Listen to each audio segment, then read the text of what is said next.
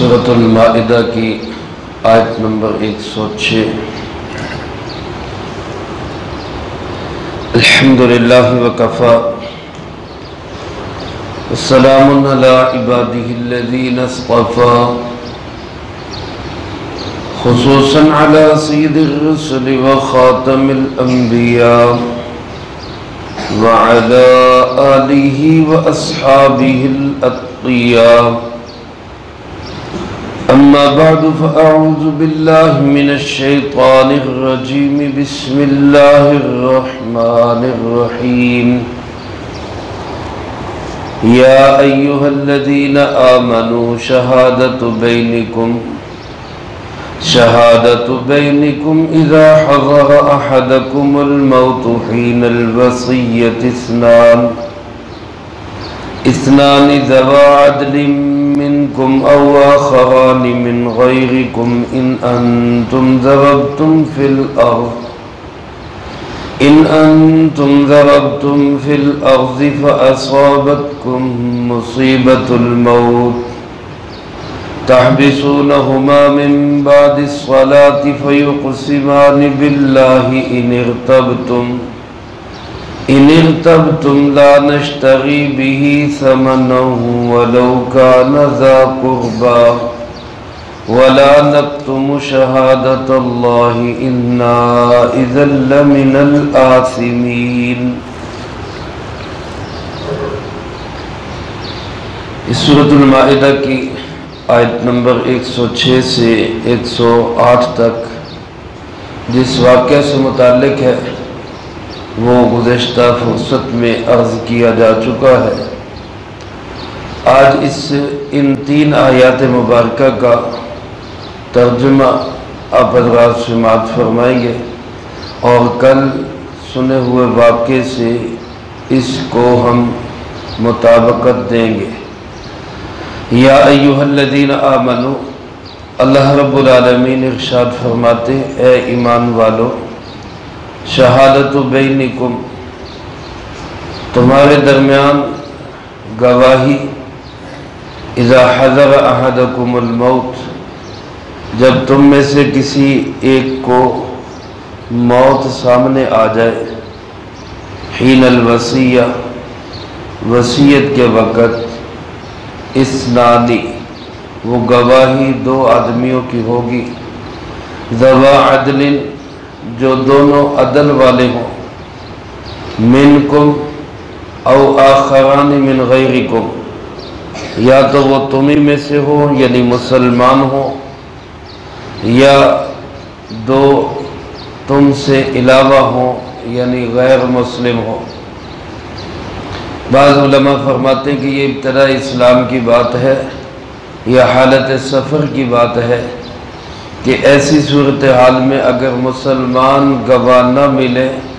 تو پھر غیر مسلموں کو بھی گواہ بنایا جا سکتا ہے۔ لیکن آیت مداینہ جس میں اللہ رب العالمین نے سورۃ بقرہ میں جو دین کا حکم بیان کیا ہے، قرض کا حکم، وہاں یہ فرمایا کہ 2 گواہ ہونے چاہیے جو تمہیں میں سے ہوں یعنی مسلمان ہو۔ اس لیے بعض حضرات فرماتے ہیں کہ وہ آیت چونکہ بعد میں آئی ہے اس نے اس کے حکم کو منسوخ کر دیا، اب 2 گواہ مسلمان ہونا ہی ضروری ہے۔ بہرحال فرمایا 2 گواہ ہوں جو تم مسلمانوں میں سے ہوں یا غیر مسلموں میں سے ہوں۔ ان انتم ضربتم فی الارض اگر تم زمین میں سفر کر رہے ہو، فَأَصَابَتْكُمْ مُصِيبَةُ الْمَوْتِ اور تمہیں موت کا حادثہ پیش آ جائے تو 2 گواہ بنا لیا کرو۔ فرمایا تحبسونہما من بعد الصلاة ان کی گواہی کی ضرورت پیش آئے تو تم ان کو محبوس کر سکتے ہو نماز کے بعد، یعنی گواہی لینے کے لیے ان کو پابند کر سکتے ہو۔ فقہاء نے اس سے یہ مسئلہ نکالا ہے کہ اگر کسی کے ساتھ کسی کا کوئی حق متعلق ہو تو وہ متعلقہ حق وصول کرنے کے لیے اس کو قید بھی کر سکتا ہے، جیسا کہ اللہ پاک نے فرمایا تحبسونہما، تم ان دونوں کو قید کر سکتے ہو، پابند کر سکتے ہو کہ ہم نے یہ گواہی لینی ہے، لہذا تم گواہی کے لیے فلاں وقت میں پابند ہو، آؤ فلاں وقت۔ اور وہ وقت کون سا ہے؟ فرمایا من بعد الصلاۃ، نماز کے بعد۔ مفسرین کرام رحمہم اللہ فرماتے ہیں یہاں نماز سے مراد عصر کی نماز ہے، عصر کی نماز کے بعد ان سے گواہی لو۔ اس میں علماء نے لکھا ہے کہ اس زمانے کے اندر عصر کی نماز کے بعد کا جو وقت تھا، اس میں مسلمان اور غیر مسلم دونوں ہی جھوٹ بولنے سے بہت بچتے تھے۔ عصر کے بعد نہیں جھوٹ بولنا، چاہے وہ مسلمان تھے، مسلمان تو ویسے ہی جھوٹ نہیں بولتے، لیکن غیر مسلم بھی عصر کے بعد جھوٹ بولنے کو منع کیا کرتے تھے، تو اس لیے خاص طور پہ ایسا وقت رکھا۔ علماء نے لکھا ہے کہ کسی سے قسم لینی ہو تو وقت یا جگہ کی ایسی نوعیت رکھی جا سکتی ہے، جیسے کہ ہمارے یہاں کہتے ہیں مسجد میں آ کے قسم دو، کہ جس سے اس کو تھوڑا خوف ہو کہ یہاں جھوٹ نہیں بولنا چاہیے۔ تو نماز کے بعد کا وقت یا مسجد کی جگہ، ایسی جگہ متعین کی جا سکتی ہے۔ فرمایا فیقسمان باللہ، وہ دونوں اللہ کی قسم اٹھائے، ان ارتبتم، اگر تمہیں ان کی گواہی کے متعلق شک ہو جائے، اگر گواہوں پہ شک ہو جائے کہ یہ صحیح نہیں بیان دے رہے، تو پھر وہ اللہ کی قسم اٹھائے، اور اللہ کی قسم میں وہ دو باتیں کہیں۔ ایک بات تو یہ کہیں کہ لا نشتری بہ ثمنا ولو کان ذا قربا، ہم اس گواہی کے بدلے میں کوئی مول نہیں لیں گے، کوئی پیسے نہیں لیں گے، چاہے یہ گواہی ہمارے اپنے رشتہ داروں کے خلاف ہی ہو، یعنی پیسے لے کے ہم گواہی کو بدلیں گے نہیں، صحیح صحیح گواہی ادا کریں گے، صحیح صحیح شہادت دیں گے، چاہے ہمارے اپنے رشتہ داروں کے خلاف ہی ہو جائے۔ اور دوسری بات یہ کہیں کہ وَلَا نَكْتُمُ شَهَادَةَ اللَّهِ، ہم اللہ کی گواہی کو چھپائیں گے بھی نہیں، غلط بیانی سے بھی کام نہیں لیں گے، جو صحیح بات ہے اس کو ہم چھپائیں گے بھی نہیں۔ اِنَّا إِذًا لَمِنَ الْآثِمِينَ، اگر ہم ایسا کریں تو پھر تو ہم بڑے گناہگار ہوں گے۔ یہ وہ گواہی تھی جو حضرت بدیل کے ساتھ جانے والے ان کے ہم سفر ساتھیوں سے لی گئی۔ اس کے بعد جب وہ پیالہ برآمد ہو گیا اور پتہ چل گیا کہ گواہوں نے جھوٹ بولا ہے، تو پھر کیا نوعیت ہوگی؟ فرمایا فَإِنْ عُثِرَ، اگر اس بات پر اطلاع ہو جائے أَنَّهُمَا اسْتَحَقَّا إِثْمًا، کہ وہ دونوں گواہ گناہ کے مستحق بن گئے،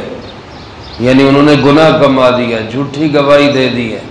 اور وہ ثابت ہو جائے کہ دونوں گواہ جھوٹے ہو گئے، تو فرمایا فآخران یقومان مقامہما، پھر دو اور گواہوں جو ان کے قائم مقام بنے، جو ان کی جگہ پہ کھڑے ہوں، اور یہ گواہ من الذین استحق علیہم الاولیان، یہ پہلے ان دو گواہوں کی فریق میں سے ہوں جن کے خلاف حق ثابت ہو چکا ہے، یعنی پہلے جن کے خلاف گواہی ہو چکی ہے انہی میں سے دو گواہ اور ان کی جگہ قائم مقام۔ فیقسمان باللہ، اب یہ دونوں گواہ اللہ کی قسم اٹھائیں، لشہادتنا احق من شہادتہما، کہ ہماری گواہی ان کی گواہی سے زیادہ حق والی ہے، ہم صحیح بات کر رہے ہیں، ان سے بھی زیادہ بہتر بات کر رہے ہیں، وما اعتدینا، اور ہم کوئی زیادتی نہیں کر رہے، انا اذا لمن الظالمین، اگر ہم ایسا کریں تو پھر ہم ظالموں میں سے ہوں گے۔ یہ طریقہ کار ہوگا اس گواہی کو لینے کا۔ اور اس کے متعلق اللہ پاک نے فرمایا ذالک ادنی ان یأتوا بالشہادہ، یہ زیادہ قریب ہے انصاف کے کہ تم گواہوں کو لاؤ علی وجہہا، اسی صورت پر، یعنی اس طریقے پر گواہی لاؤ۔ او یخافوا ان ترد ایمانہم بعد ایمانہم، یا ان گواہوں کو خوف ہوگا کہ اگر یہ جھوٹی قسمیں اٹھائیں گے تو بعد میں ان کی قسموں کو رد بھی کیا جا سکتا ہے۔ یعنی جب ان کے دل میں یہ ڈر ہوگا کہ اگر ہم نے جھوٹی قسم اٹھائی تو دوبارہ قسموں میں ہمیں جھوٹا قرار دیا جائے گا، اس لیے ہمیں صحیح اور سچی قسم اٹھانی ہے، یہ خوف ان کے دل پہ رہے گا، تو یہ زیادہ قرین انصاف ہوگا۔ ان ساری طریقہ کار کے بیان کے بعد اللہ پاک فرماتے ہیں جو اصل چیز ہے صحیح گواہی ادا کرنے کی، صحیح گواہی دینے کی، معاملہ صحیح بیان کرنے کی، وہ اصل چیز کیا ہے؟ واتقوا اللہ، اللہ سے ڈرتے رہو۔ ہر معاملے میں بات کرنے سے پہلے اللہ سے ڈرو۔ کسی کا فریق کا ساتھ دینا ہے، کسی فریق کا ساتھ نہیں دینا، تو خوف خدا دل میں رکھو، کہیں میری طرف سے کسی کے ساتھ کوئی زیادتی نہ ہو جائے۔ اور فرمایا واسمعوا، اللہ سے ڈرتے بھی رہو اور خیر کی بات کو سنتے بھی رہو تاکہ صحیح راستے پہ چلو، کیونکہ واللہ لا یہدی القوم الفاسقین، جو فسق و فجور کا راستہ اختیار کرتا ہے، جو حق کے راستے کو چھوڑتا ہے، اللہ پاک پھر ایسے بندے کو سیدھے راستے کی ہدایت بھی نہیں دیتا۔ فاسقین، فاسق اس کو کہتے ہیں جو حد شریعت سے نکل جائے، شریعت کی حدود کو پامال کر دے۔ تو جو بندہ اپنی عادت بنا لے گا کہ ہر وقت وہ شریعت کی حدود کو توڑے گا، تو فرمایا کہ ایسے بندے کو پھر اللہ پاک سیدھے راستے کی ہدایت بھی نہیں دیتے۔ اس لیے میرے عزیز دوستو، ہر معاملے میں حق کا ہی ساتھ دینا چاہیے۔ گواہی دینی ہو، اپنے خلاف ہو، اپنے رشتہ داروں کے خلاف ہو، اپنے مفاد کو نہ دیکھا جائے بلکہ اللہ کے حکم کو سامنے رکھ کے گواہی دی جائے۔ اللہ مجھے آپ کو سب کو اس کی توفیق نصیب فرمائے، جو کہا سنا اس کو زندگی میں لا کے دوسروں تک پہنچانے کی توفیق عطا فرمائے۔ اللہم لک الحمد کما ینبغی لجلال وجہک وعظیم سلطانک، اللہم لا احصی ثناء علیک انت کما اثنیت علی نفسک، اللہم لک الحمد کما انت اہل، صلی علی محمد کما انت اہل، وافعل بنا ما انت اہل، فإنک اہل التقوی واہل المغفرہ، اللہم وفقنا لما تحب وترضى من القول والعمل والفعل والهدي والنية إنك على كل شيء قدير، اللهم طهر قلوبنا من النفاق وأعمالنا من الرياء وألسنتنا من الكذب وعيوننا من الخيانة، فإنك تعلم خائنة الأعين وما تخفي الصدور، اللهم ربنا هب لنا من أزواجنا وذرياتنا قرة أعين وجعلنا للمتقين إماما، رب ارحمهما كما ربياني صغيرا، رب ارحمهما كما ربياني صغيرا، رب ارحمهما كما ربياني صغيرا، اللهم ربنا تقبل منا إنك أنت السميع العليم وتب علينا إنك أنت التواب الرحيم، صلى الله تعالى على خير خلقه محمد وعلى آله وأصحابه أجمعين برحمتك يا أرحم الراحمين۔